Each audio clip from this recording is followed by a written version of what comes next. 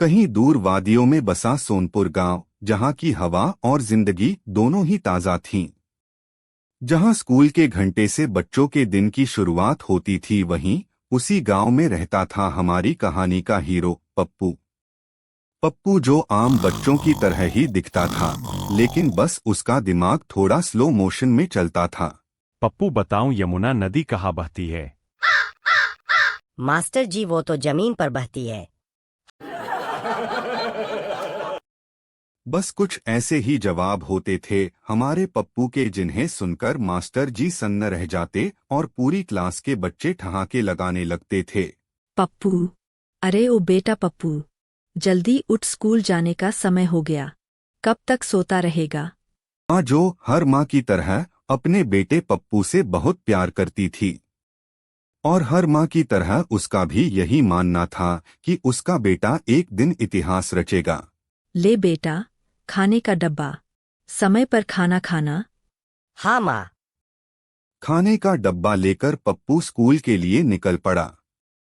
रास्ते में उसे टिंकू और पिंकू मिले। अरे पप्पू, स्कूल जा रहा है? हाँ, तुम दोनों भी तो स्कूल जा रहे हो। हाँ, लेकिन पहले हम तालाब से मेंढक पकड़ेंगे, फिर जाएंगे। मेंढक? लेकिन क्यों? अरे, तुझे नहीं पता, आज विज्ञान का मेला है और मास्टर जी ने सब बच्चों को मेंढक लाने को बोला है।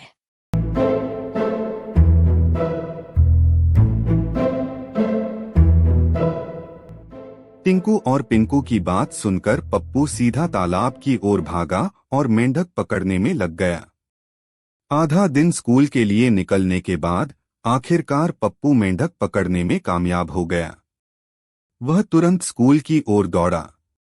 ये लीजिए मास्टर जी। इससे पहले कि मास्टर जी कुछ समझ पाते, मेंढक उछलकर सीधे मास्टर जी के सिर पर बैठ गया। पूरी क्लास जोर जोर से हंसने लगी। बस फिर क्या था, मास्टर जी ने ना आओ देखा ना ताऊ, और पप्पू को क्लास के बाहर मुर्गा बनाकर खड़ा कर दिया। दिन भर ऐसे ही बीत गया। आखिरकार स्कूल की घंटी बजी। पप्पू को राहत मिली। वह घर जाने के लिए क्लास से बस्ता उठाने ही वाला था कि सामने से उसकी माँ आती दिखी। नमस्ते मास्टर जी, पप्पू क्लास में कैसा है? सब अच्छे से तो कर रहा है न? हाँ बहन जी, बहुत अच्छा कर रहा है। इतना अच्छा कि इतिहास में अपना नाम दर्ज करवाएगा, लेकिन गलत उदाहरण बनकर। मास्टर जी की बातें सुनते ही माँ का दिल और सपना दोनों जैसे टूट गए। मास्टर जी का हर शब्द माँ के ऊपर हथौड़े की तरह पड़ रहा था, पर उस दिन माँ रोई नहीं। बस चुपचाप पप्पू का हाथ पकड़ा और घर आकर सामान बांधने लगी। माँ, हम कहाँ जा रहे हैं? कुछ नहीं बेटा, अब हम इस गांव में नहीं रहेंगे जहां मेरे बेटे की कद्र करने वाला कोई न हो। हम दोनों आज ही शहर तेरे मामा जी के घर चले जाएंगे। और बस उसी दिन पप्पू और उसकी माँ ने गांव छोड़ दिया। दिन बीते, महीने गुजरे, साल निकल गए। गांव अब उन्नति की ओर बढ़ चला था। गांव का स्कूल और छत दोनों पक्की हो गई थीं, और स्कूल के मास्टर जी अब हेड मास्टर बन चुके थे। तभी एक दिन अचानक हेड मास्टर जी को हार्ट अटैक आ गया। हालत ठीक नहीं है, इन्हें शहर के किसी बड़े अस्पताल ले जाना होगा।